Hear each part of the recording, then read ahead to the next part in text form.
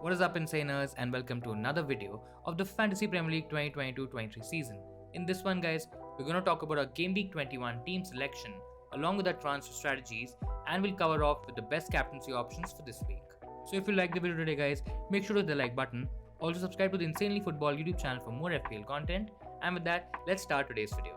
So we'll start with the defense first here, guys.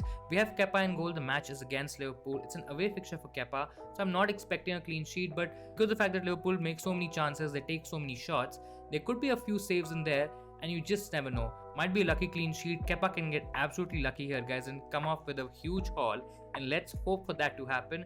The other option is Ward against Brighton, and Brighton are possibly the best attack right now in terms of current form, and I don't expect them to not score against the Leicester defense. So I think both options aren't really that great, but Kepa just gets the nod for us. In terms of our defense, guys, we're playing a back three here, and we have a double up on the Newcastle defense. It's Trippier and Botman.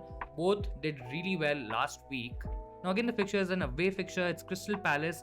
Yes, there could be a clean sheet in there, but it's again a bit tricky. But then we don't really have any other options. The other option is Shaw against Arsenal, and that also becomes very difficult, guys. Considering the fact that Casemiro is not going to play for Man United, I'm not expecting United to keep a clean sheet in that one.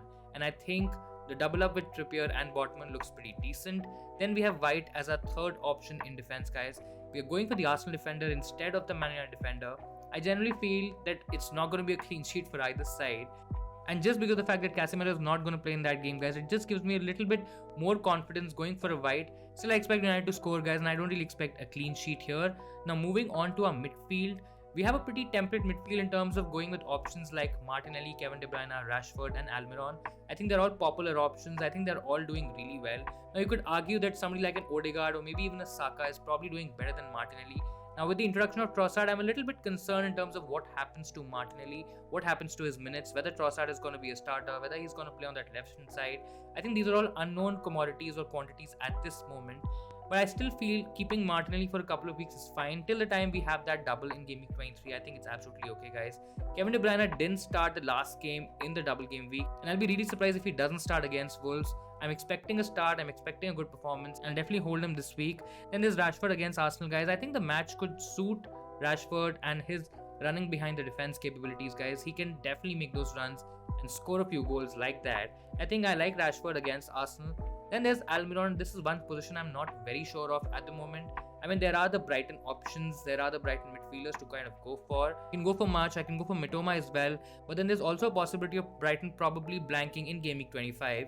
Now, that said, even Almiron can blank in Game Week 25, guys. So this position might change and Almiron might make way for a different option. I think this is the only tricky spot that I'm left with. Mahrez, I mean, what a performance in the double game week, especially in the second game against Tottenham, guys. He contributed in 3 of those 4 goals, and it was absolutely amazing to see here, guys. I think Mahrez is definitely a keep. Now, I won't be surprised if Mahrez gets benched all of a sudden after putting in the best performance of his season. But again, that's just FPL for you guys, and I think I'm definitely going to hold him. Now, in terms of our forwards, guys, we have Haaland and Tony. Both are really good options. Both have decent fixtures. I think I'm probably going to keep Mitrovic on the bench here, guys.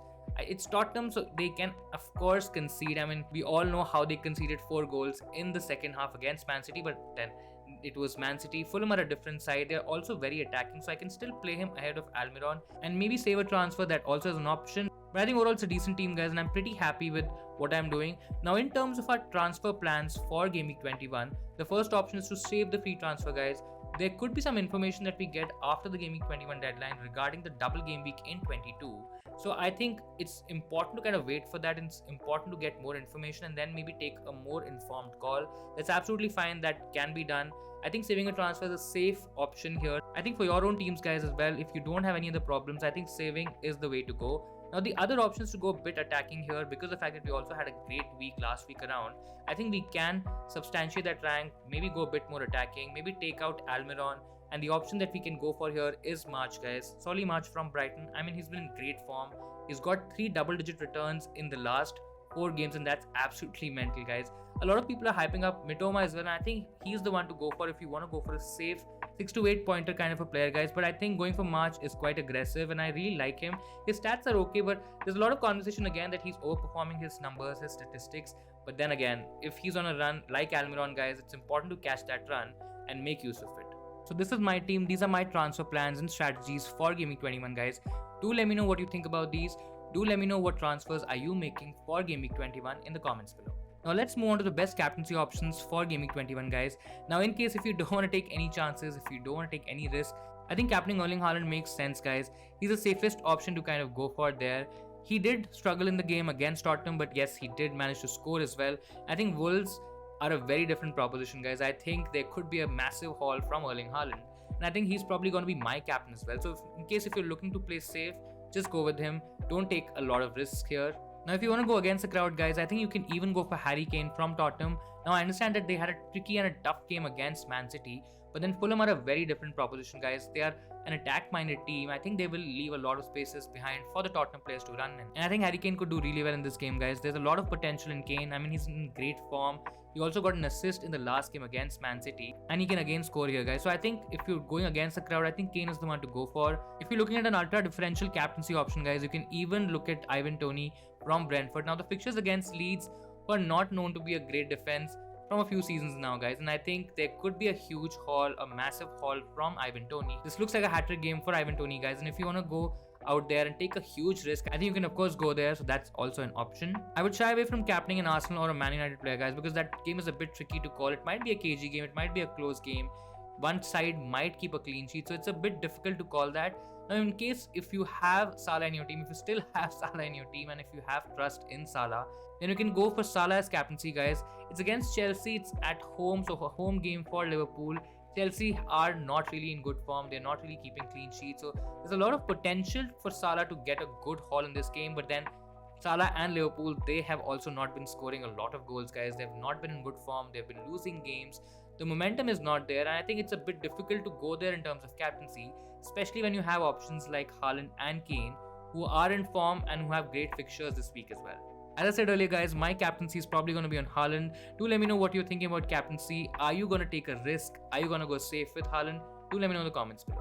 So that'll be it from my side for this video, guys. I hope you enjoyed and liked the video today. I hope you found it useful. If you did, guys, make sure to hit the like button. Also subscribe to the Insanely Football YouTube channel for more FPL content.